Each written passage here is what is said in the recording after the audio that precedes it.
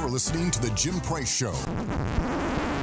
My name is Logan, and I'm listening to The Jim Price Show.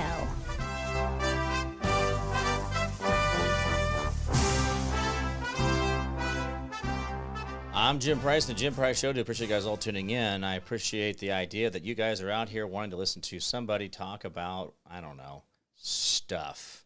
When I say stuff, I'm talking about individual freedoms and individual liberties. Here on The Jim Price Show, we talk about we stand with all patriots. And I want you guys to understand that when I talk about these things, I'm not segmenting men or women or gender or race or any of that stuff. It's not what color your skin is, what's between your legs, or what you do in your bedroom. I really am out here trying to tell you that I stand with all patriots. We stand with all patriots, meaning God and country first. And that's what this is all about. And the fact that I'm out here trying to tell you guys what is really going on in the world around you. Now, this entire last few weeks here, we've been talking about Kyle Rittenhouse. We've been talking about all these different things. But here's my issue with this. We have a couple different things that are going on that I think are shiny objects or red flags, things that we shouldn't be really putting into our wheelhouse of thought. But how does the establishment keep us from actually paying attention to the real things? But by giving us shiny objects. Look over here. Look. It's so crazy. Here's the problem with that. Kyle Rittenhouse, I think some of the things that went on with that story, I'm really amazed that we have 1,000 hours or more of video of just Kyle Rittenhouse at an event that only had like 100 or so people at it. And this wasn't a large event. This wasn't an 80,000 seat football stadium and the old Chiefs playing the Denver Donkeys. So this is actually, we're talking about an absolute minor little skirmish of people out there protesting and trying to burn down businesses. Do you know that, let me give you a couple of things. Do you know that Kyle was actually defending his own grandparents' gas station? Did you know that he was actually out that day actually cleaning off some of the different graffiti and things that people had done to businesses? Did you know that he was actually there because his family lives there, and that's actually he only goes and stays with his mom across the state border, but he spends most of his time with his father and his grandparents? See, again, this is all the stuff, that the shiny object stuff. Now, I don't know. I wonder if the whole entire situation of Kyle Rittenhouse was actually just all set up anyway. Because how do you happen to have just 1,000 hours of video of one person? And how do they happen to be just focusing in on this situation and just focusing on this guy and just happen to be there and just happen to have a drone in the sky? Oh, wait, there was 2 drones in the sky. How do we happen to have a drone flying around, zooming in on somebody doing something? See, that makes me wonder what was really going on. Maybe it was a litmus test to see if we actually were going to pay attention to what is actually going on in the world around us, and if we actually care enough to fight about it. But this is where we're at. So here's the situation. I'm trying to keep a video queued up here, so I want you guys to hear this video a little bit later. Or not a video. I just want you guys to listen to the audio of this video I have. It's actually from the Chicago Public Schools, and it's actually very disturbing of what we're really going through and what transitions our country is going into, because we can't seem to find what the rules or the boundaries are because everything is so fluid, right? Now, my issue is that in the Second Amendment, if you look at the Second Amendment of the federal Constitution, and by the way, your individual state rights, your individual state constitutions all have the Second Amendment in there, the right to bear arms. Now, bear arms does not mean rifle, does not mean pistol, doesn't mean AK, doesn't mean AR, doesn't mean rocket launcher, doesn't mean cannon, doesn't mean Abrams tank. It says weapon, and that is anything. Slingshot, bow and arrow, whatever it is that you think is a weapon. This is, again, we're getting away from what the original wording was. And by the way, when they wrote the Second Amendment, the federal Constitution, weren't like some guy had just wrote down some words and he happened to throw this, I sure wish this is the way it was, and he threw it in the trash can. Someone, hey man, that's really cool. Let's put that in there real quick. This was very well thought out because they talk about thou shalt not infringe. Meaning come to the edge. Don't even get to come to the edge of the Second Amendment. And it talks about a well-regulated militia. Wait, regulated, that means the government gets to come in and tell us what to do, right? They get to come in there and say, hey, no. That barrel length is too long or it's too short. Oh, that's sawed off or that's got red dot or that's got a laser. Oh, wait, no, that's got too big of a big old pew-pew thing that comes out of the end. That freedom fry is too much. It says thou shalt not infringe, and it doesn't talk about age or race or sex or AKs or ARs or Abrams tank. It doesn't talk about any of that. See, this is the problem, folks, is we've been We've been shiny objects so much that we keep getting all tied up in all this stuff. But it says regulate, Jim. Regulate in that sentence is actually talking about practicing, being a part of a well-regulated militia, a well-practiced people's army. Now, I know that, people go, oh, well, now you just don't understand the English language. Hey, guys, I get it. The English language is a tough thing, but I'm going to tell you right now, that's why they keep us distracted and keep us manipulated so much, is because they can say, whoa, look at this, this is, and that's the problem. Well-regulated militia is talking about a well-practiced people's army. When's the last time you went out and actually practiced shooting your weapons? When's the last time you got together with your fellow man and practiced how to secure a point or to protect a property or to actually make sure that there is, no harm done to somebody or something? When's the last time you got together to do that? What was that like? What was that? Oh, because we don't. Because we're told we can only go to a firing range and we can only shoot at these targets and we have to be very careful. And there's, if you're in this city or if you're in this county, if you're near this state, and that's the problem, guys. It's just like the 1913, there was no federal income tax approved in the Convention of States, but yet the Secretary of the State at that time got up and announced that we had passed federal income tax. But that's not true. That's not how that works. See, federal income tax is not something that we actually should be paying into the IRS, but they built the entire IRS around a system that actually is completely false and a vote that never happened. Now, this is Cinder, one of my dogs, so she want to come in and say hi? All right, get down. Good girl. So this is the world we live in. We have to think about the fact that they've been willing to lie to us for so long. They've been willing to manipulate us for so long. Why are you surprised that you don't understand the definition of what's in your Constitution? There's actually all state constitutions are reciprocal one to another, meaning that all state constitutions apply to each other. They apply to everybody in every other state. And by the way, that a constitution only limits government. The Constitution only limits government. It doesn't give you rights. It specifically points out certain rights that they felt that the government might want to step on, might want to infringe upon. Right? Think about that. All states' constitutions are reciprocal one to another. The federal Constitution is a foundation underneath the state's constitution. See, that's the problem. Is we always think, the federal model is so great. The Federalist model, that's what we should have. The Federalist model. You know who put us in the Federalist model? Lincoln. Lincoln put us into that because he decided that he was going to tell the southern states, no, you're going to comply. Oh, wait, does that sound familiar? You're going to comply. The potato in chief nowadays is running around telling that you shall comply. You shall get the old in your arm. Oh, you got to get it, man. You got to get it because it's the only thing that's going to save you. Is it? Why are we seeing so much covered up information by our government of people that have died or had severe reactions to something that is really nothing better than the common cold? This is the situation we're in, where we're running around and we're being lied to, but we don't even know when it's a lie because they're so good at it and we're so stupid.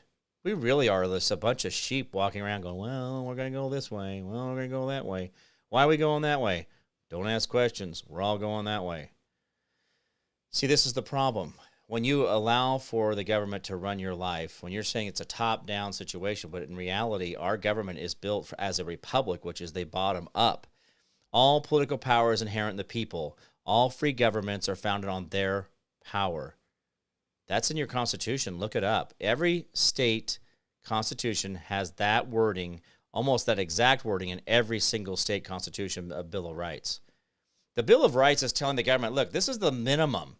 This is the minimum to their rights. There's a lot more to this. It goes even higher than this, but we're going to try to keep you guys. This is the kind of a checklist you need to check yourself with, Mr. Government, every day. And by the way, if you actually read your Constitution, you understand what the Constitution says. It says that your state leaders and your city leaders and your county leaders and your federal leaders. Oh, wait, they're not leaders. See, I gotcha. The problem is that every single one of these people that you elect into these positions, even the bureaucracy, even the people that work for the city, the county, the state, the federal government, they are actually your servants.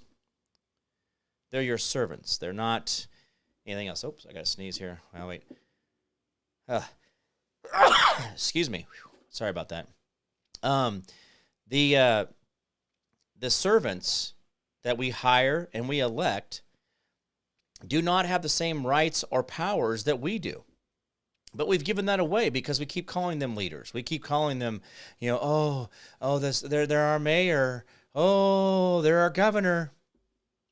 I think it's actually crazy to think that we actually elect someone as a servant, then turn around and tell them, by the way, I'm going to elect you so you can tell me what to do. There's more of us than there is of them.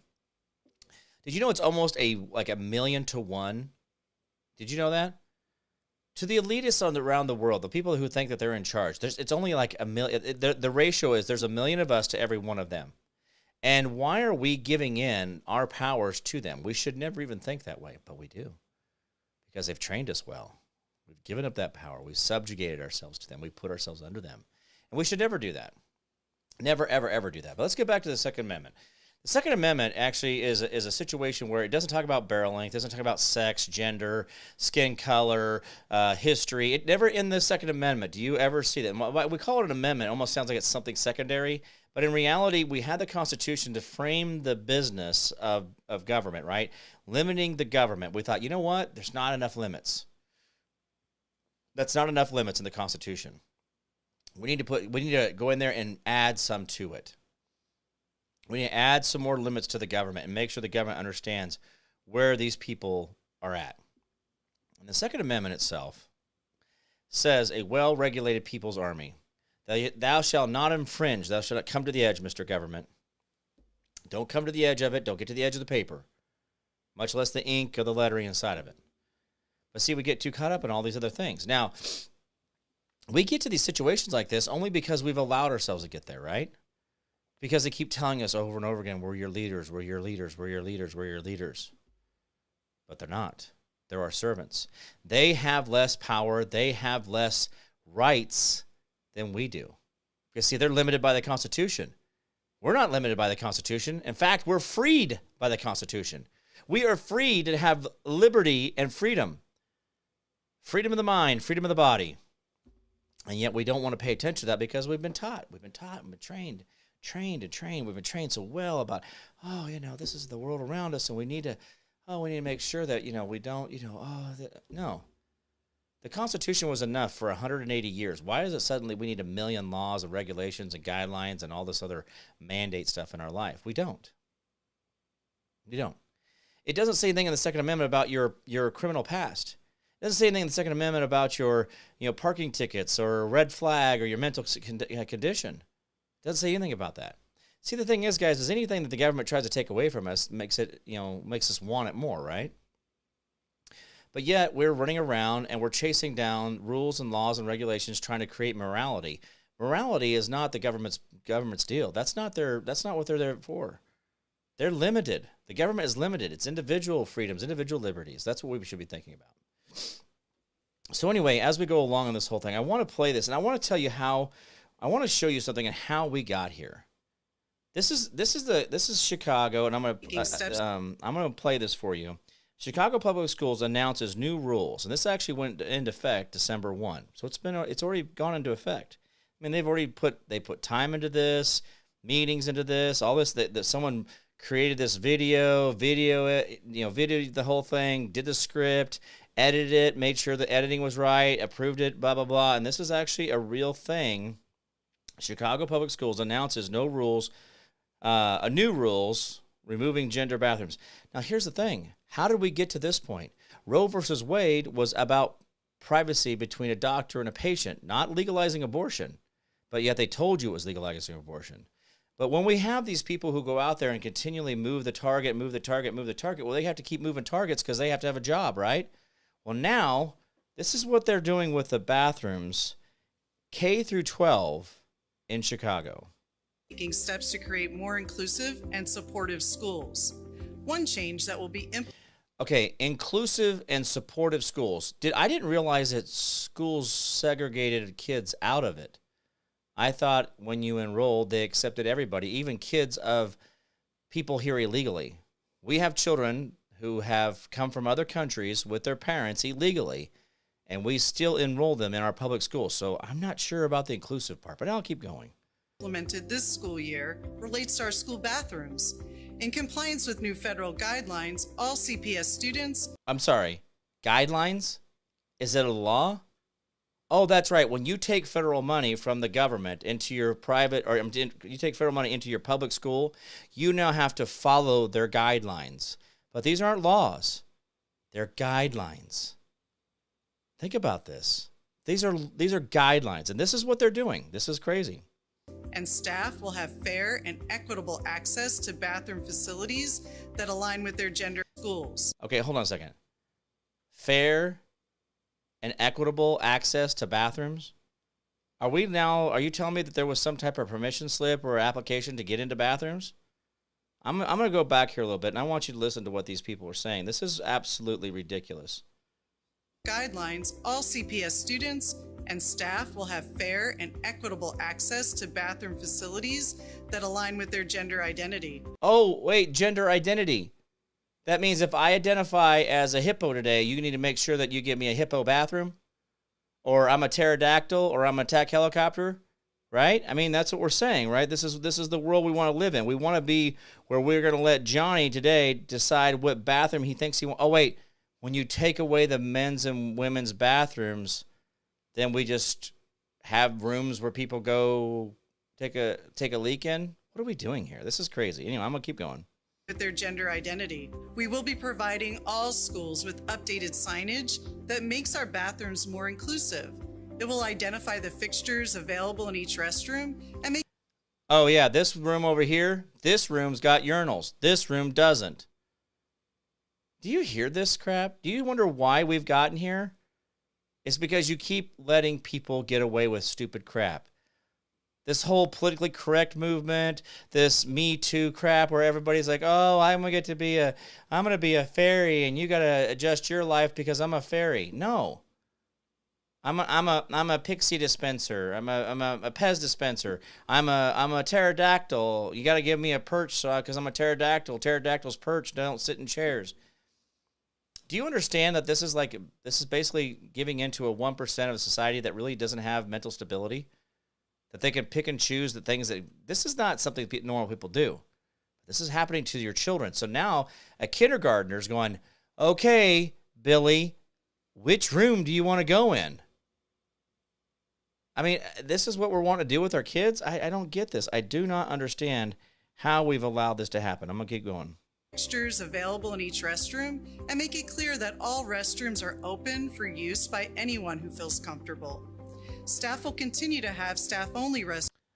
Staff's going to have only staff-only restrooms, but the kids in the school, whatever you feel comfortable with. What if I don't feel comfortable going in and going to the bathroom next to this girl? I mean, guys, this is a guy-written code that if there's 3 urinals on the wall, the middle one never gets ridden. We never, ever use the middle urinal. The outside gets used, the outside gets used, then the stalls are full, and then that middle urinal will get filled. Why are we doing this? Why do we think this is okay that make these kids suddenly at an age where they have no cognitive reasoning to understand the world around them, that we're going to tell them to start picking their gender? Are we all lunatics here? How stupid are we? What kind of mental pressures are you going to be putting on these kids, or making them ask questions and understand things that they don't understand, that weren't a part of their wheelhouse? They don't feel like they're a girl or a boy. They just feel they know they're a boy. They don't know they're a girl. And that's how they dress. But now suddenly they go to school and everything that mom and dad told them about them being a boy or being a girl now is like, crap, I don't know what I am. And now it's going to be a problem. Oh, by the way, they're calling them washrooms and restrooms, but they're using washrooms more often. Anyway, by the way, the staff doesn't have to comply to this. Just the kids. Staff will continue to have staff-only restrooms available to them. This is an incredibly important step to increase gender equity for all, which is why we will be requiring all schools to post this signage by December 1st. It says boys plus, girls plus. I mean, what? Of this school year. Our district's Office of Student Protections and Title IX is also working on a long-term plan to create more permanent signage for our bathrooms. I encourage you to visit our website at cps.edu BCC-TV.org/OSP to learn more about our comprehensive approach to creating more inclusive, equitable. OSP is Office of Student Protections and Title IX. I thought Title IX was to make sure that girls got the same access to money and sports facilities. Now Title IX is now a gender thing, a gender equality thing, where we're down. Why are they moving that target around? But anyway. And safe schools. If you have any questions, you can email us at osp@cps.edu. We look forward to having a safe and successful school year at every school in every neighborhood across Chicago. Thank you. Now here's my problem with this whole thing. How many of these young boys, young men, young women are going to start picking and choosing when they decide they want to go into a different bathroom? Maybe their girlfriend goes in this bathroom and, oh, hey, I'm going to go in there too. Maybe their boyfriend goes in this bathroom and they're going to go in that bathroom too. Guys, listen to me. You don't think that this is going to create a problem? You don't think this is going to be an issue? You don't think it's going to be misused? I mean, we already had boys are disgusting, right? But girls are not any better. And then you're going to tell me some boy in there taking a leak all over the toilet when a girl's going to come in, you're going to be okay with your daughter going in there behind a boy where he's been in there using peeing all over like a rainbird. Like, what are we talking about here? This is the world you want to live in, right? Because we can't bother to pay attention to morality within our own homes. We can't get fathers back into the homes. We can't get God back in our homes. We got to make sure and use everything as this gender neutral, gender equality crap that makes everything just, ugh. It doesn't work. It hasn't worked. It's not going to work. Do you realize the fall of every civilization goes through this? And I think America itself is actually in its final stage. Now, what's going to happen is there's going to be a revolution. Now, there's a couple different types of revolution. They're not always the ones with guns. But there's going to be some type of revolution. It could happen with a money reset. It could happen with a power reset. And it could happen with the own population fighting itself or an invasion. And I see a lot of those things all on the horizon. And so why are we doing this? Because we're trying to be what? That's the problem. That's the problem, is we're all trying to be what? What are we trying to be? Are you telling me that the people that are in my family that I said are in my family that have chose to have same-sex partners, I've excluded? No. I didn't say that. But I also know that John or Bill or Susie or Katrina or whoever, I want them to go in whatever God gave them bathroom. If you got the parts, you go in this bathroom. If you got these parts, you go in that bathroom. And it's as simple as that. But here we are. We're running around chasing down things only because we don't seem to want to understand that this is what they're doing to divide us. They're manipulating us. The establishment is doing this because they want to control you. Okay, if you want to make this a thing, then go for it. But you're playing right into their hands. We're fighting about things that don't matter while they're draining our future. They're printing cash faster than you've ever seen in the history of man. They're deflating our currency. That's why there's inflation, guys. They're pumping so much fake cash, so much fake currency into our economy. That's why the inflation's off the charts. But they want you to pay attention to this so you don't notice that you're getting screwed over by your federal government who has no control over you. Do you understand what I just said? The federal government does not have control over you, but yet you're running around going, I got to worry about where my bathroom is and what my identity gender is. See, the problem is if you decide one day you want to wake up and you want to be a girl and you start wearing girls' clothes, that doesn't make you a girl. That makes you a dude dressing up like a girl, and vice versa. If you wake up, you're a girl, and you decide you want to start dressing like a boy, then that's what you want to do. You're playing make-believe. I know, I feel it in my soul. Everything inside of me is just a boy. I know when I was born a girl, it was a mistake, and I have chose to be a boy. Okay, well, they dress like a boy, but go in the girl's bathroom. Because the problem is we can still tell. I don't know. I mean, I get it. There's a lot of people out there who do a lot of work and spend a lot of money getting their junk changed around. But, we could still tell. You know that, right? Nobody's believing it. You know, Caitlyn Jenner, we still see that it's you, Bruce. Hey, Bruce, we know. And I know living with that Kardashian that it would probably make me want to lose my mind as well, which it looks like you have. I mean, she drained the manhood out of you. She sucked the life out of you. I get it. And that may not be a popular statement, but I'm sorry, folks. I'm not here to sit here and just soothe you and go, oh, well, you get to be an attack helicopter today, Billy. It's just okay. I'm going to let my child pick its name. I'm going to let my child pick its gender. Kids don't even know what food they want from minute to minute. They don't even remember what clothes they're wearing. They don't even know. I mean, come on. And now you're going to say that they get to do something that they chemically change or physically change or emotionally or psychologically change? I mean, you're going to let them do that? These kids don't know if they want chicken nuggets or not. They don't know what are you talking about? Guys, that's ridiculous. Why are we trying to make this a thing? And yet I had to spend an entire episode talking about something that really is just worthless because they got you. The establishment got you. They got you to talk about it. They got you to worry about it. They got you to freak out about it, do all this stuff, and you don't have to. You don't have to give in to these creeps. They're doing this to manipulate you. They're doing this to control you.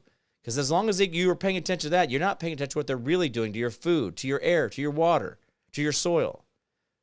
Please, please pay attention, guys. This is the world that you live in. Why don't you take control of your life and live your life and let the federal government go pound sand? You do your job of raising your children.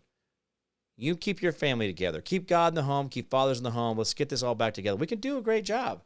And the future is ours.